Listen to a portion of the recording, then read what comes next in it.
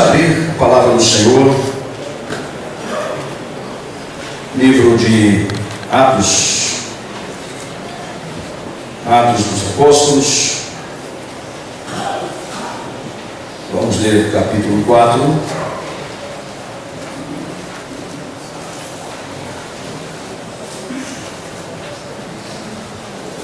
Atos dos Apóstolos, a partir do verso 5.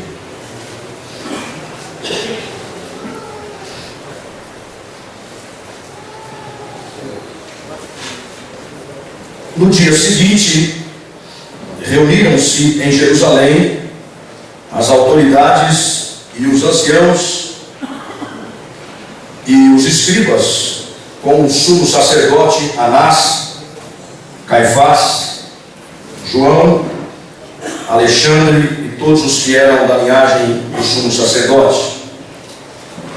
E pondo-os perante eles, os arguiram: com que poder ou em nome de quem fizestes isto?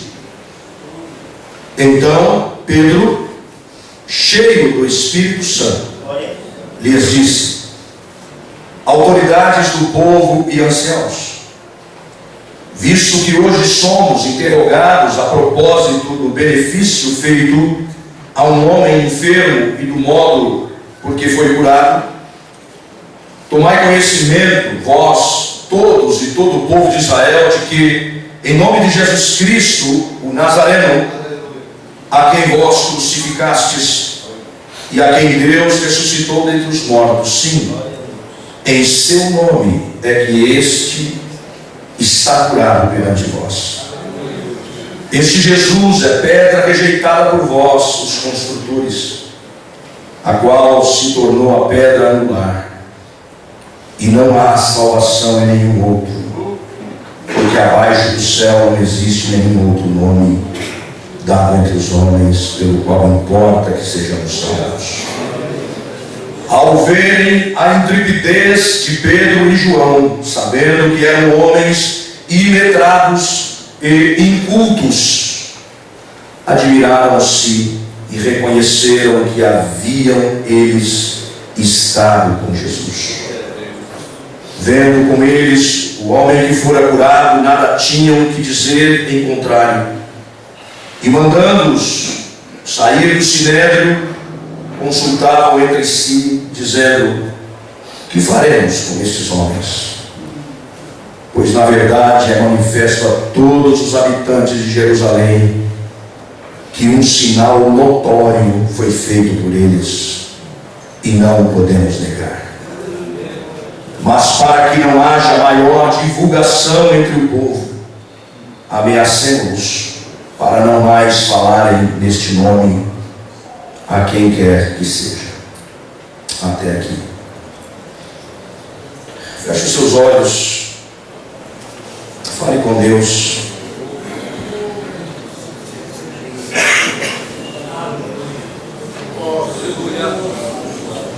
Glória a Deus. Aleluia. Exaltado é teu nome, Senhor, da glória. Pai querido, é grande a responsabilidade que assumimos de falar ao teu povo. Senhor, eu peço a graça, a misericórdia, a bondade do Senhor mais uma vez. Que o Senhor se manifeste poderosamente por nossa vida, pela tua palavra. Fales ao nosso coração, Deus, mais uma vez, como tu tens falado nesses dias. Continue, Senhor, conversando conosco. Continue, Senhor, nos aconselhando, nos ajudando, Senhor. Nós viemos buscar a tua palavra, viemos buscar, Senhor, os teus conselhos, viemos, Senhor, nos fortalecer, Senhor, na força do seu poder. Pai, que todos nós sejamos abençoados, tocados pelo Senhor, em nome e para a glória de Jesus. Amém.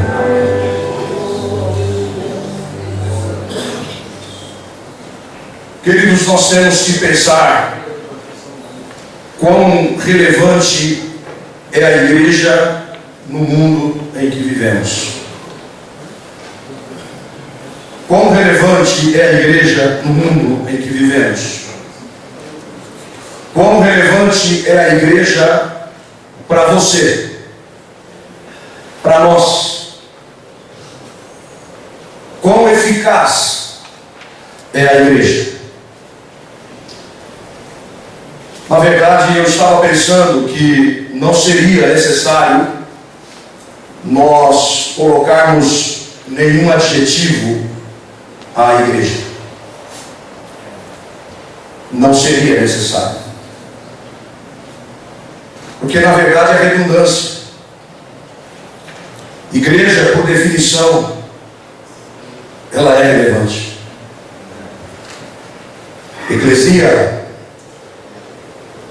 essa assembleia dos que foram chamados para fora. A igreja, por definição e por sua natureza, ela é relevante. E se não for, não sei se poderíamos chamar de igreja. Mas nós escolhemos adjetivar. Porque, infelizmente, nós temos uma realidade hoje e a igreja tem de fato caído na irrelevância. A igreja perde a sua influência. A igreja perde a sua capacidade de impacto. Assim como aconteceu com a igreja de Laodiceia, que é chamada por Jesus de uma igreja morna, perdeu sua relevância, perdeu sua capacidade de impacto.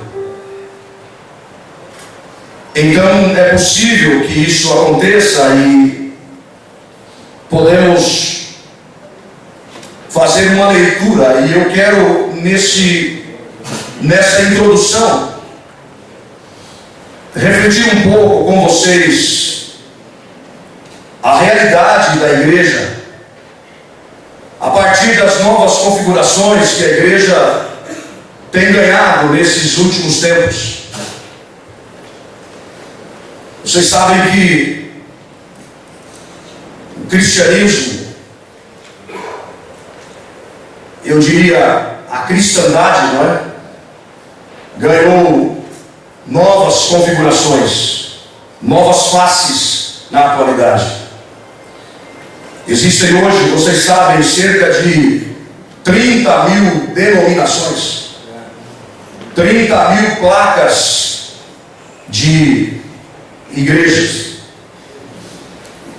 E como é que nós podemos discernir essas expressões da cristandade, essas expressões do cristianismo? Como é que vamos nos situar? Porque eu penso que nós precisamos nos situar no meio dessa miscelânea de tantas denominações. Então, como é que vamos discernir para, na verdade, discernirmos e compreendermos e assimilarmos o ideal que Jesus Cristo tem para o seu povo, para a sua igreja? Nós poderíamos colocar, penso que em 10 gavetas, não mais que isso, talvez algumas subdivisões nessas 10 gavetas, mas eu penso que 10 gavetas são suficientes para nós colocarmos essas milhares de denominações. Nós temos, primeiramente, o denominacionalismo dogmático, que são as igrejas chamadas igrejas históricas, igrejas tradicionais, que têm uma função mais voltada para a doutrina do do que para o povo. Uma igreja que é, por assim dizer, um locus de resguardo da ortodoxia, da doutrina, da teologia. Há uma preocupação com a pureza denominacional, com a tradição, ou mais com o tradicionalismo. E essa igreja, vocês sabem que esse segmento que está nessa gaveta está num processo de esvaziamento. Vocês sabem bem disso, acompanham as igrejas da Europa e até mesmo nos Estados Unidos, igrejas que estão sendo vendidas, igrejas, templos que estão se transformando em mesquitas, em bares, em boates. Há um processo de definhamento. O próprio Dr. Shedd, que é histórico, e ele diz: o que mata uma igreja são 3 ismos: o legalismo, o formalismo e o tradicionalismo. E não vamos confundir tradicionalismo com tradição, porque tradição é boa, mas o tradicionalismo mata. Então, nós temos nessa primeira gaveta o denominacionalismo dogmático, e eles se orgulham, inclusive, disso, de estarem decrescendo em nome da ortodoxia, em nome do tradicionalismo, porque a preocupação está mais com a ortodoxia do que com pessoas propriamente. Só avivamentos na história salvaram essa gaveta. Nós temos, em segundo lugar, o pentecostalismo clássico, histórico, que é, de certa forma, um denominacionalismo dogmático, mas com um elemento a mais: o batismo no Espírito Santo. Com esse tempero de batismo no Espírito Santo, ênfase no poder, ênfase na experiência com Deus. Tem doutrina, tem a tradição, há uma preocupação com o crer corretamente, mas também com a experiência pessoal, poder de Deus, ênfase no Espírito Santo, batismo no Espírito Santo. Mas aqui há um detalhe importante para você observar, para que nós possamos nos situar na história. Porque nesse pentecostalismo clássico, o batismo no Espírito Santo é visto como uma segunda bênção, a bênção depois da salvação, cuja ênfase, propósito, batismo no Espírito Santo, para a santificação, para a pureza e para poder, para o serviço. Santificação e poder para o serviço. Então, interessante que nessa gaveta, como que numa subdivisão do pentecostalismo clássico, nós temos a chamada segunda onda pentecostal. E aí nós temos um elemento a mais, que são as curas divinas e os milagres. Estava lendo esses dias biografia do pastor Mário Roberto, um livro que ele escreveu, e observando a sua formação, ele fez a sua pós-graduação na Universidade do Oral Roberts, cuja ênfase estava em curas e milagres. E nós temos essa segunda onda de avivamento de pentecostalismo, que traz então esse elemento, essa renovação, cura divina e milagres. Batismo no Espírito Santo, cura divina e milagres. Aí então nós temos uma terceira gaveta, que é do neopentecostalismo. Aqui então nós já estamos na década de 70, que traz elementos novos, diferentes, bem diferentes do pentecostalismo clássico, porque traz no seu bojo, primeiro, a prosperidade, o evangelho da prosperidade, influência do Instituto Bíblico Rema, também nos Estados Unidos, Seminário Fuller, e mais, traz no seu bojo um sincretismo religioso. Por isso é que você vai ver, a partir de então, veja a diferença, porque fala-se de neopentecostalismo, mas por que pentecostalismo? Porque também creio no batismo do Espírito Santo. Mas a ênfase não é poder para o serviço e nem santificação. A ênfase é falar línguas estranhas como um status, como um troféu, como se fosse uma medalha que se recebe por mérito. E traz no seu bojo o sincretismo religioso. É simples perceber o sincretismo quando você vê, por exemplo, um pastor totalmente vestido de branco, sapato branco, calça branca, paletó branco, tudo branco, numa sexta-feira, tem que ser na sexta-feira, para fazer a campanha do descarrego, com sal grosso no corredor. Então você tem um pastor, o pastor é evangélico, mas ele está jogando sal grosso numa sexta-feira, entregando a ruda e com um fundo musical de Ave Maria. Percebe o sincretismo? Você tem um pouco do evangélico, um pouco do espiritismo e um pouco do catolicismo. Esse é o mix. Esse é o mix.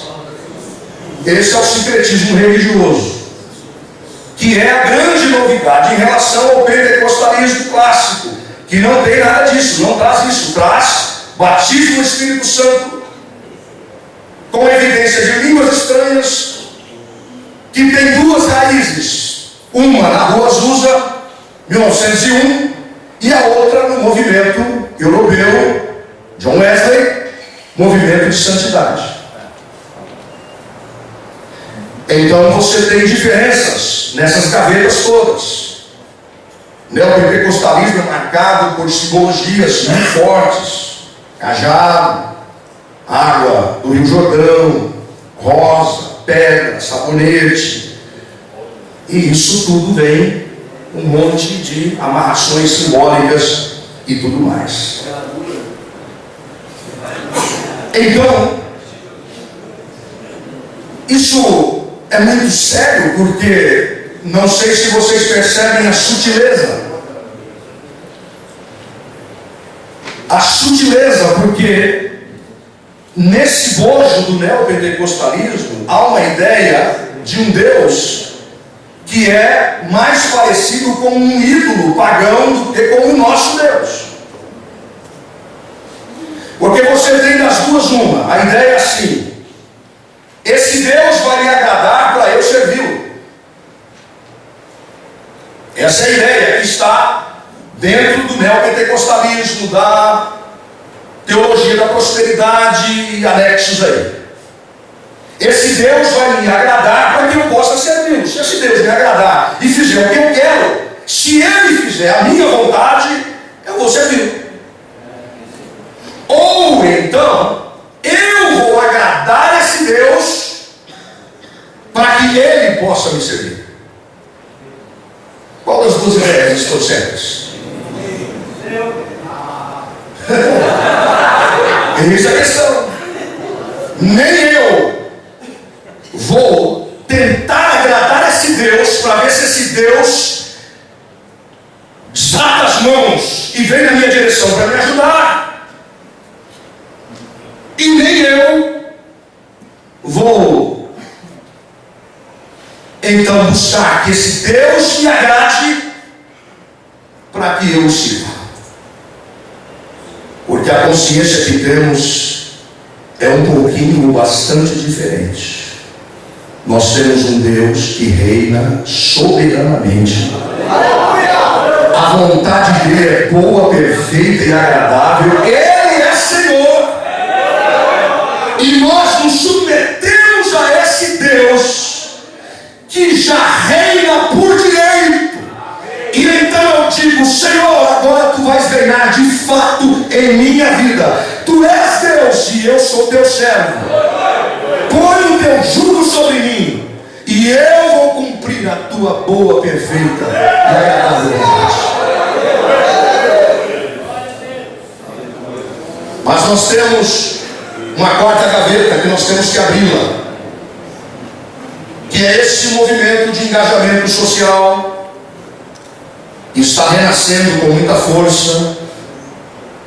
A igreja se abrindo para o povo, para o pobre, para a mulher, para o ministério leigo. A autoridade hierarquizada da igreja foi questionada. Isso tem a ver inclusive com a queda do Bento XVI. O Papa Francisco representa bem essa força, esse movimento dessa igreja voltada para o compromisso social. E pessoas que estão fugindo do denominacionalismo clássico estão achando esse movimento bastante interessante, encontrando espaço nesse projeto de igreja. Temos uma quinta gaveta, que são os evangélicos nominais. A igreja está inchada, gente, de pessoas que não se converteram, mas apenas fizeram uma opção de mudança religiosa. Apenas mudaram de balcão de serviços. Pessoas que, na verdade, deixam de dar trabalho para o padre e vão dar trabalho para o pastor. Só isso.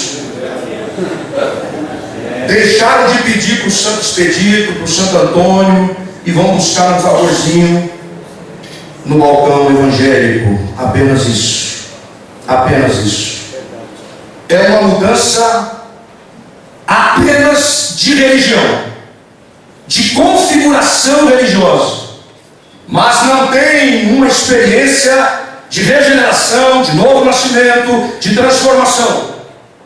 E cresce o número de evangélicos nominais. Antigamente, vocês sabem bem disso, um sujeito que se dizia evangélico, ele sabia explicar por que ele não era católico.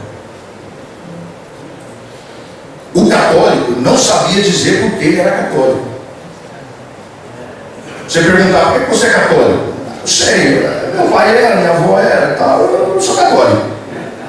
Hoje é o evangélico que não sabe por que ele é evangélico. Não sabe. Porque todo mundo está virando evangélico. Então, evangélico é essa coisa dessa subcultura que se cria com conjunto de frases prontas, palavras e frases e adesivos e determinados tipos de músicas e tal. Pronto, criou-se uma subcultura, o sujeito se enquadra nessa subcultura aí. Eu sou gospel, eu sou evangélico. E é bacana ser evangélico. Temos uma sexta gaveta, que são as comunidades independentes, que nascem com uma motivação que a gente entende, mas que continua sendo condenável. O sujeito diz: está cansado, da igreja histórica, denominacional, liturgia, formalidades e tudo mais tal. O sujeito diz: eu vou agora abrir uma igreja saudável. A minha. É a minha. Vou abrir a minha igreja. A igreja se perdeu, a igreja se afastou do ideal, a igreja isso, a igreja aquilo, e eu vou fundar a minha igreja. Até que ele descobre que ele vai repetir os mesmos erros do passado, aquilo que ele viu, condenou, motivos pelos quais ele saiu, ele vai praticar os mesmos erros, num processo todo de institucionalização e tudo mais que se vê necessário, e a coisa vai degringolando, vai indo, vai se perdendo, e vai nesse ciclo que a gente vê. Geralmente eles se isolam, se tornam prepotentes, arrogantes, né? E somos os donos da verdade, agora sim a igreja da verdade e tal, né? Esses dias o pastor estava me falando, nunca tinha ouvido ver tanta coisa, né? Mas lá na cidade dele abriu agora a igreja evangélica. Igreja evangélica, uma mistura de evangélico com católica. Igreja evangélica.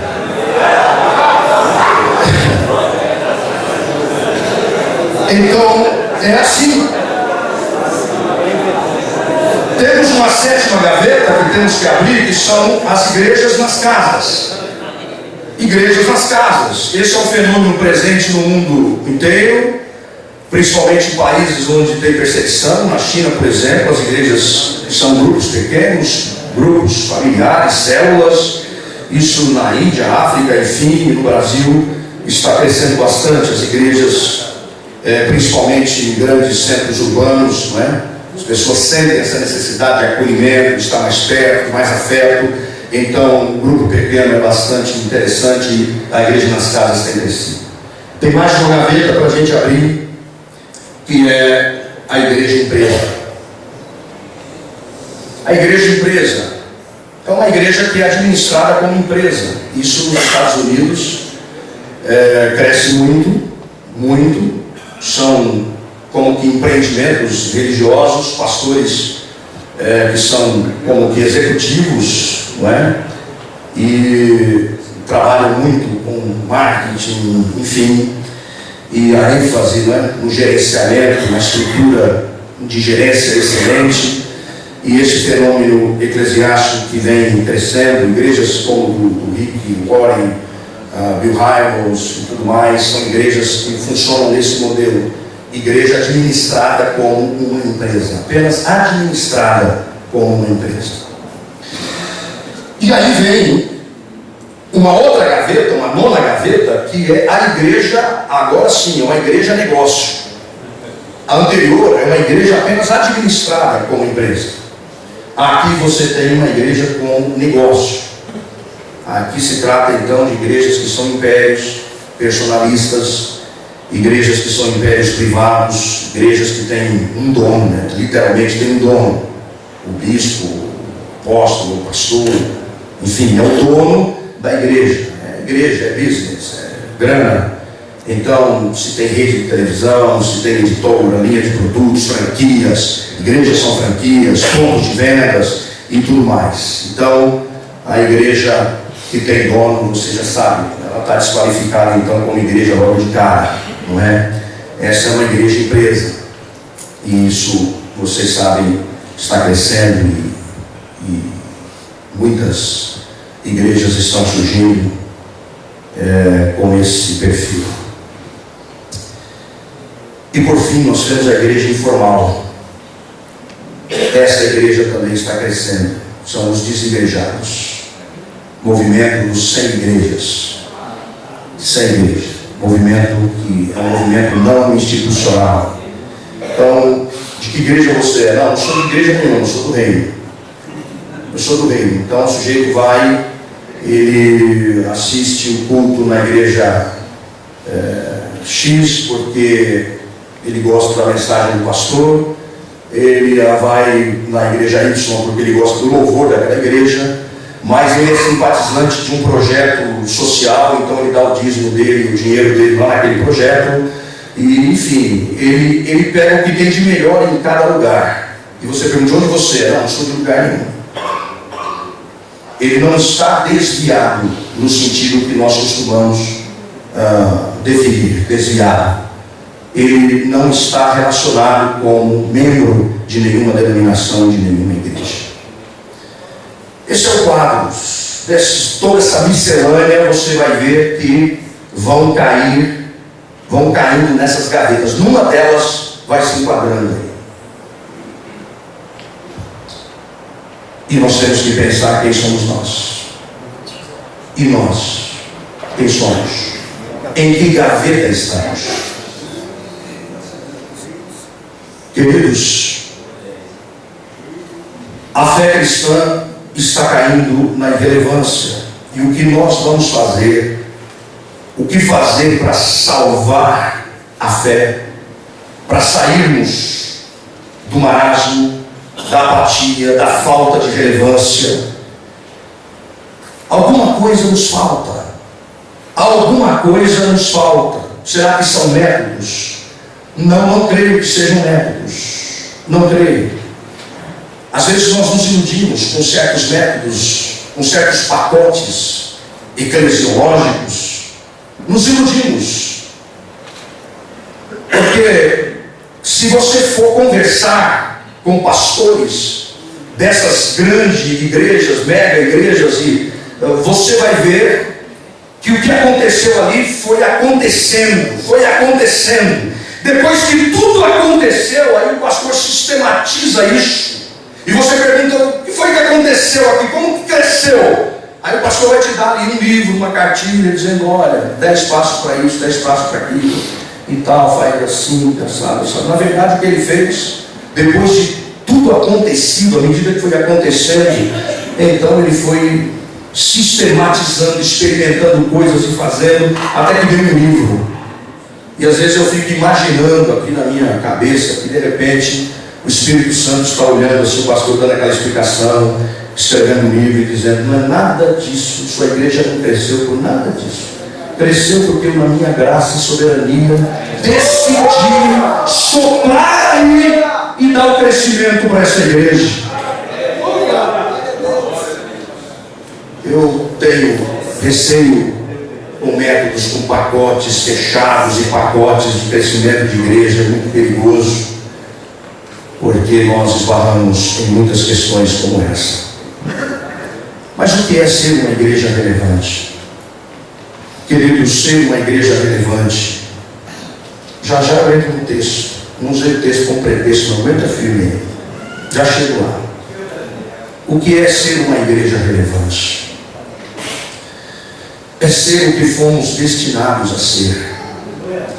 É viver a nossa natureza e propósito como sal e luz.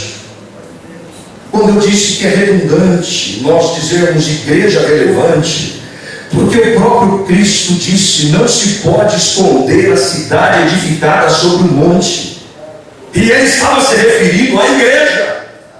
Não se pode esconder a cidade edificada sobre um monte. Não se acende uma candeia para colocá-la debaixo do alqueire. A igreja é essa cidade que está edificada sobre o monte, que foi chamada para sinalizar o reino de Deus para o mundo, para demonstrar como que uma maquete do que é o reino de Deus que virá, e que venha o reino de Deus, porque ele virá em plenitude. A igreja foi chamada para salgar e para iluminar, para demonstrar o poder de Deus, a nova vida em Cristo, demonstrar que existe uma vida diferente. Sabe o que Jesus tinha em mente quando ele plantou a igreja, quando ele colocou a igreja sobre o monte, edificou sobre o monte, quando ele disse, vocês são o sal da terra, vocês são a luz do mundo? É para que o mundo olhasse para a igreja, esse mundo que está caótico, esse mundo que está pessimista, para esse mundo que está assim, desacreditando de tudo. Quando alguém chegasse dizendo assim, eu não acredito mais em casamento, casamento é uma instituição falida, nós pudéssemos dizer, olha para a igreja, olha para o monte, ali tem casamentos que estão dando certo, porque estão no reino de Deus.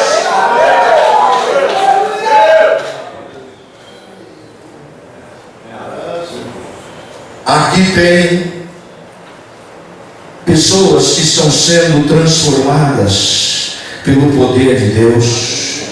Aqui as famílias têm qualidade de vida, qualidade de relacionamentos. Aqui existe uma forma de lidar com negócios. Aqui tem uma forma de lidar com o dinheiro que é diferente de como o mundo lida aí fora. Aqui há uma teia de relações humanas que aí fora não tem. Olhe para a igreja, olhe para essa cidade que está edificada sobre o monte. Aqui as crianças têm futuro. Aqui os nossos doentes, se não são curados, no mínimo eles são cuidados. Os nossos velhos têm dignidade. Tem pobre? Tem, mas aqui ninguém passa fome. Tem pobre? Aqui tem, mas aqui ninguém passa frio. Todos aqui têm dignidade. Aqui ninguém passa sem ser acolhido, sem ser abraçado. Ninguém deixa de servir porque é pobre. Não, aqui ninguém deixa de ter voz, de ter vez. Aqui é a expressão do reino de Deus. Aqui nós estamos vivendo como Cristo viveu. Você quer saber como é que o mundo deveria ser? Como o mundo pode ser? Olhe para a igreja. Olhe para a igreja. Ah, não tem mais ninguém honesto. Ah, todo mundo é corrupto. Olha os políticos. Olha o Congresso Nacional. Não. Olhe para a igreja. Aqui não. Aqui não. A igreja foi chamada para ser sal, embora invisível, mas está penetrado e está realçando o sabor das coisas, e está contendo todo o processo de corrupção, de apodrecimento. Está como luz do mundo. Quando você viaja de avião à noite, que passa sobre uma cidade, vocês já devem ter observado, né? Aquele clarão assim bonito, aquele monte de lâmpadas acesas.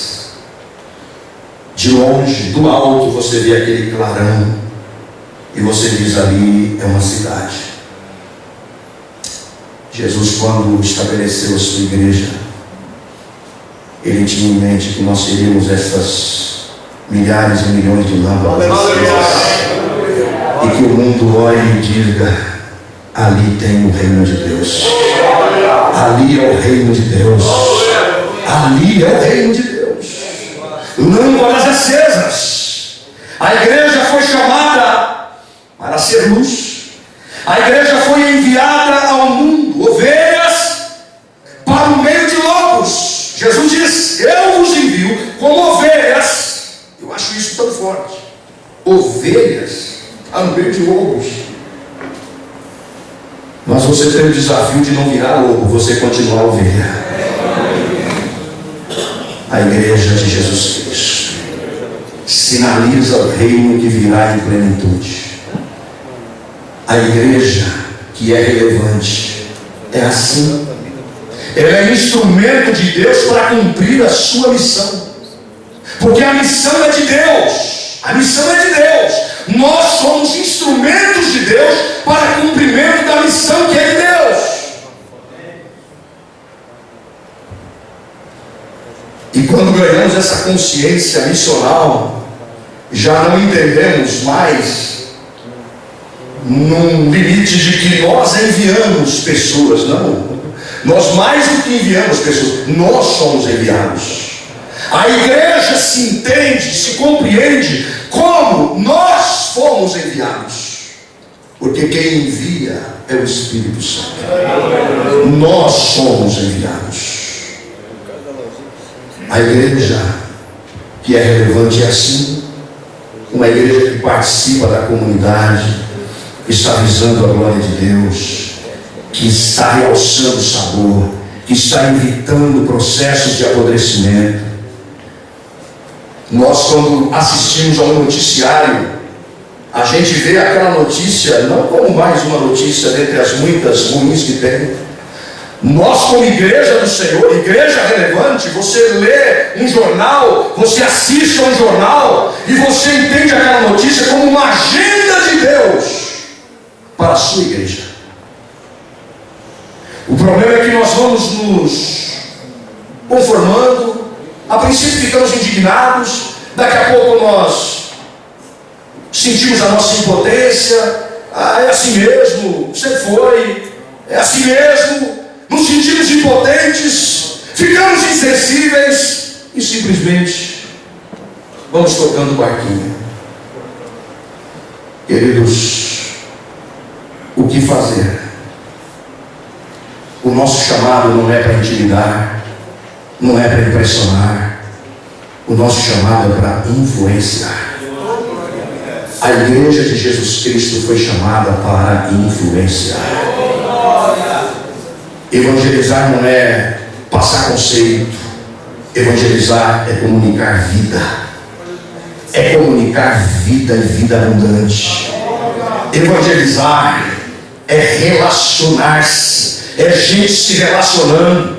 O evangelho precisa ser visto numa família estruturada, visto numa pessoa equilibrada. Deus embrulha a sua verdade assim no homem e põe esse homem no meio da sociedade.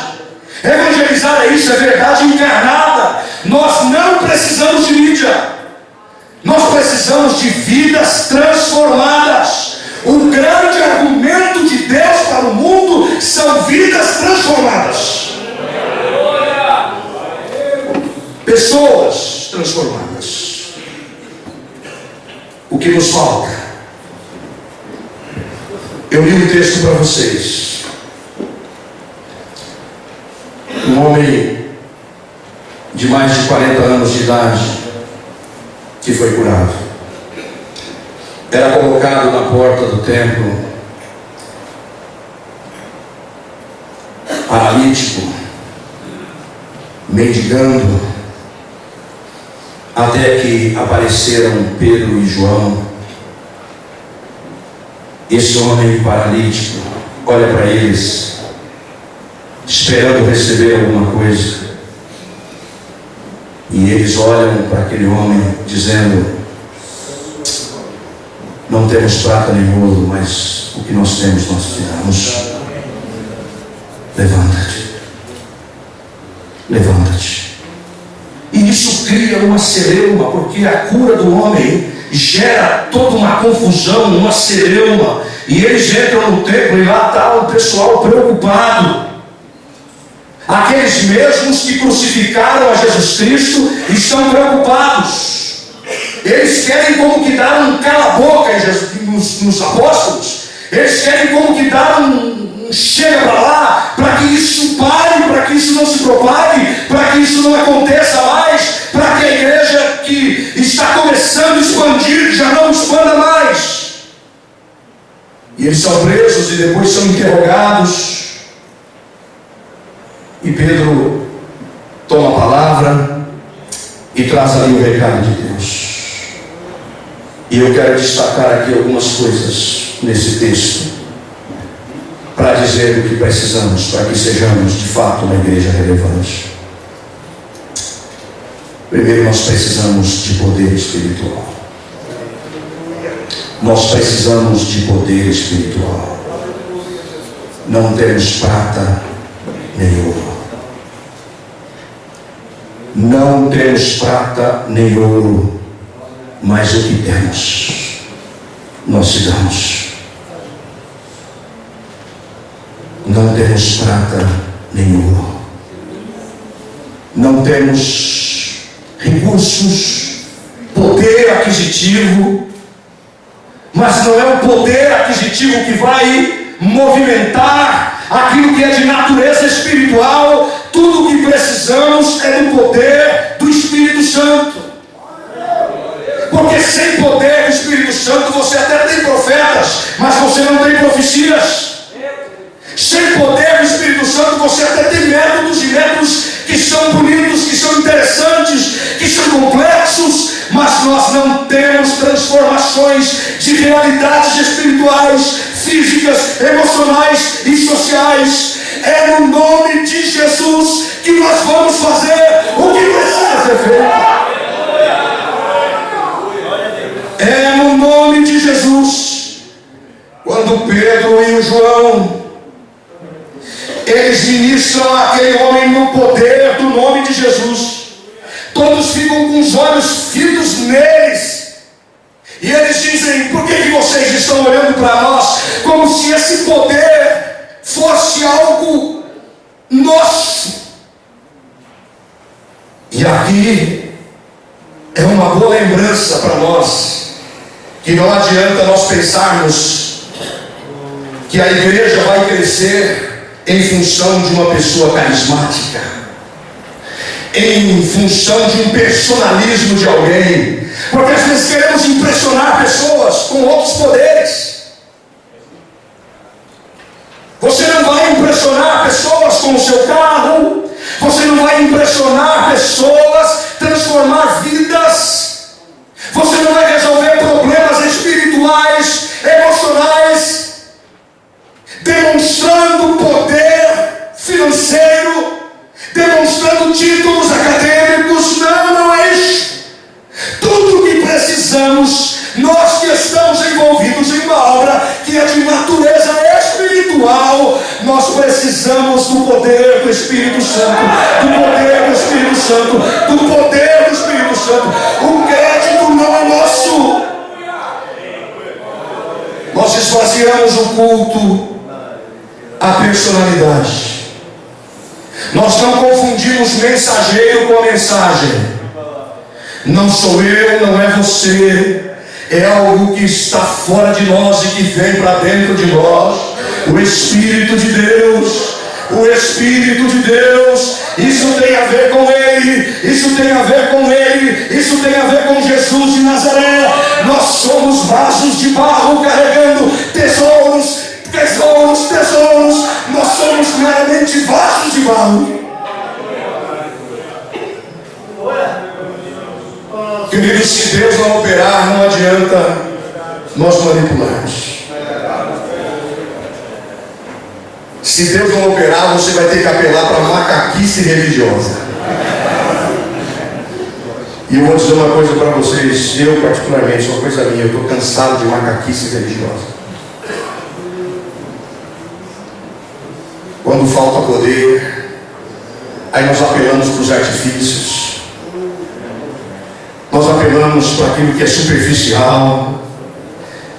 Você ouve coisas por aí em televisão, gente mentindo testemunho para impressionar, gente fingindo ter sido curada, recebido coisas sem nada ter recebido, exageros, dor de cabeça vira AVC, simplesmente para impressionar. Isso apenas diz da falta de poder, porque se nós estivermos tomados pelo poder do Espírito de Deus, não temos prata nem ouro, não temos prata nem ouro, mas o que temos nós damos, em nome de Jesus.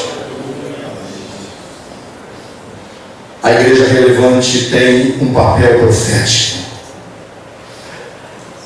Pedro diz: vocês mataram o autor da vida. Olha ele profetizando: vocês mataram o autor da vida, mas Deus quer vos abençoar, no sentido de que cada um se aparte das suas perversidades. Deixa eu dizer uma coisa para você, pastor, você, meu irmão, minha irmã. Profeta não é necessariamente alguém que prevê o futuro. Profeta é alguém que compreende com lucidez os mecanismos escondidos dos fatos. Profeta é aquele que consegue ver além das aparências, aquele que tem uma palavra sobre o presente, sinaliza tendências do porvir. Os profetas são visionários, não são videntes, recebem antes dos outros os apelos, as esperanças de Deus na confusão da história e mobilizam pessoas para realizar os projetos de Deus. O profeta evoca o sonho de um mundo diferente, de compromisso com o reino de Deus. O profeta desorganiza e oferece elementos para reconstruir a partir do sonho de Deus sobre esse mundo. O profeta denuncia a religiosidade, a mornidão, a indiferença para com as realidades espirituais, denuncia a injustiça social, a corrupção. O profetismo é uma instância crítica e corretiva. O profeta mantém uma perspectiva inovadora em meio mediocridade. O profeta acredita que o Senhor vai criar novo céu e nova terra. O profeta acredita que há uma relação estreita entre o compromisso de um novo mundo possível, que aponta para a realidade escatológica, de um novo céu e de uma nova terra. A profecia, queridos, consiste em manter viva a chama que está quase apagando, resgatar cada fagulha de fogo que ainda existe, reforçar os galhos que estão rachados, tirar os escombros para salvar os que estão morrendo. Sabe o que é ser uma igreja relevante? A igreja é relevante quando ela é para fazer. É a necessidade de ser para fazer. Olha que interessante. Impondo-os perante eles, os arguíram: com que poder ou em nome de quem fizestes isto? Em nome de quem fizestes isso? Eles não estavam simplesmente falando, eles estavam fazendo. Porque a questão não é apenas falar, a questão é fazer. A mensagem do Evangelho não é aquilo que falamos, é aquilo que fazemos. Os atos precedem a mensagem. Queridos, vocês sabem muito bem disso. As pessoas estão cansadas de ouvir. Por isso é que Paulo escreve aos Tessalonicenses, ele diz: o nosso Evangelho não chegou até vocês tão somente em palavra, mas sobretudo em poder no Espírito Santo, assim como sabeis ter sido o nosso procedimento entre vós e por amor de vós. Eles estavam presos enquanto estavam pregando, mas o que incomodava era o que eles estavam fazendo. O problema é que as nossas palavras muitas vezes não estão corroboradas com as nossas ações. As pessoas estão cansadas de ouvir, apenas ouvir.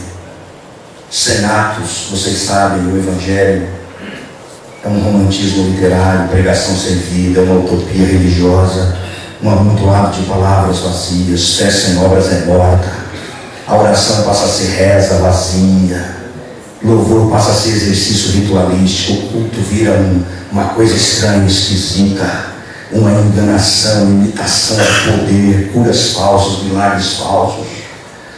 Nós precisamos combinar as nossas ações com as nossas palavras. Soren Kierkegaard, um filósofo, teólogo dinamarquês, ele conta uma historiazinha, uma parábola, que é interessante. Chegou numa cidadezinha, um circo, cidadezinha do interior, e no dia da inauguração do circo, está lá os artistas, os palhaços e tal, se arrumando e tal, resolveram fazer um ensaio, e de repente o circo pegou fogo. E aí então os artistas, os palhaços saíram pela rua gritando: o circo pegou fogo, fogo no circo, o circo pegou fogo, fogo no circo. E todo mundo olhando e achando graça. Olhando e achando graça. Todo mundo olhando da janela. E eles gritando: o circo pegou fogo, o circo pegou fogo. E todo mundo olhando. E dando risada, as crianças, todo mundo rindo. Olha que jogada de marketing interessante. E de fato o circo tinha pegado fogo. E consumiu tudo, porque ninguém acreditou que de fato o circo tinha pegado fogo. E aí ele faz uma transposição, uma aplicação para a igreja da seguinte maneira: uma igreja, quando cai no descrédito e não é relevante, é assim, como palhaços que estão gritando, e o povo olhando, dando risada. É verdade. Cai no descrédito, na irrelevância. Quantas piadas você ouve de igreja? Entra no YouTube, entra na internet. Quanta piada, a igreja está exposta, a noiva está nua. Quanta crítica, quanto deboche, quanta macaquice, quanto horror, quanta esquisitice, quanta coisa maluca que você vê pela internet. A igreja sendo exposta de uma forma tão vergonhosa, terrível. Queridos, o Evangelho é vida. E o que Deus está querendo é que a igreja de Jesus Cristo, a sua igreja, comunique vida. E vou dizer uma última coisa: a necessidade de maior intimidade com Deus. Eu acho esse texto fantástico. Ao verem a intrepidez de Pedro e João, ao verem a intrepidez de Pedro e João, sabendo que eram homens iletrados e incultos, admiraram-se e reconheceram que haviam eles estado com Jesus. O que torna a igreja relevante é simples assim: é nós estarmos com Jesus.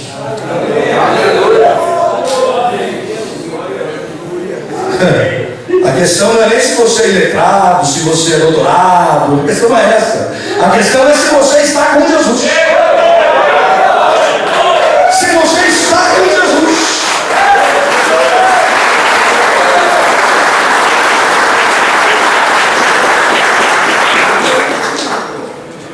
Agora é um problema sério, meu irmão. Se não tiver nem doutorado, nem mestrado e nem está com Jesus. Aí, meu amigo, é a convivência com Jesus que vai gerar o impacto. Ficaram admirados, impressionados. Com o quê? Eram homens letrados, sem instrução formal. Pedro, se fosse um brasileiro, ele ia falar: é o tipo do nós foi, nós vai, nós bebe, coisa assim. Pedro. Mas o homem andava com Jesus.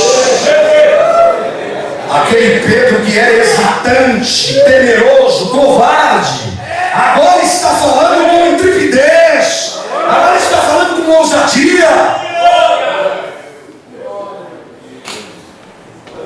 Eles tinham um jeito de Jesus. E você sabe que se você andar muito com uma pessoa, você pega a noção dela. Pode ver que tem vários pastores aí que são parecidos no jeito de falar com outros. Você vai ver e falar: esse aqui é discípulo daquele lá. Olha o jeito dele falar, assim é igual. É de tanto andar com ele. Aí você vai pegando a unção do outro. Mas a proposta é que você ande com Jesus. Para você pegar o jeito de Jesus, pegar o jeito de Jesus, pegar o jeito de Jesus. Você fala com ele, você ouve a voz dele. Porque há pastores acordando como se Deus não existisse. Há pastores tomando café como se Deus não existisse. Há pastores almoçando como se Deus não existisse. Há pastores que vão para a cama como se Deus não existisse.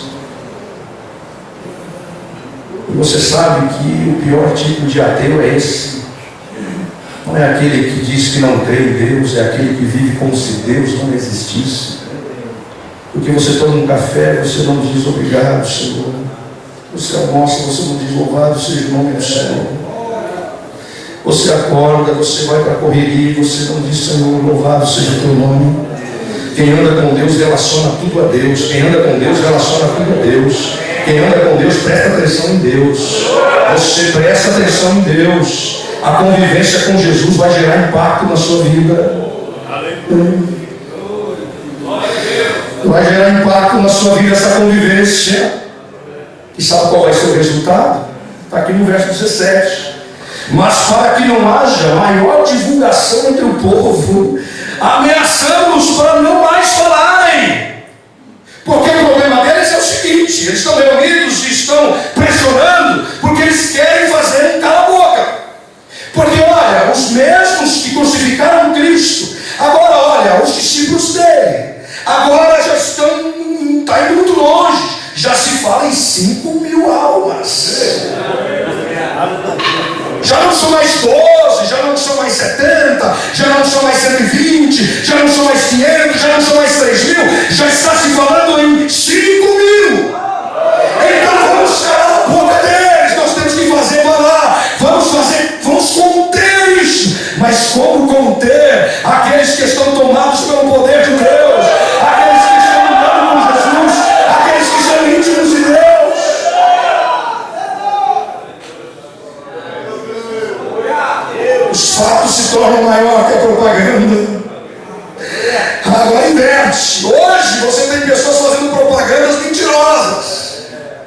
sem navio.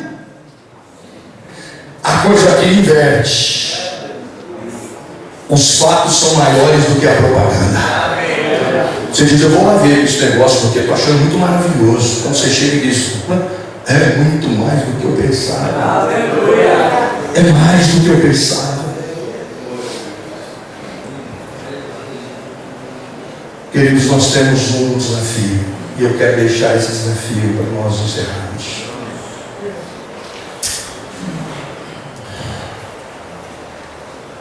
O profeta Joel disse que os velhos terão sonhos e os jovens terão visões.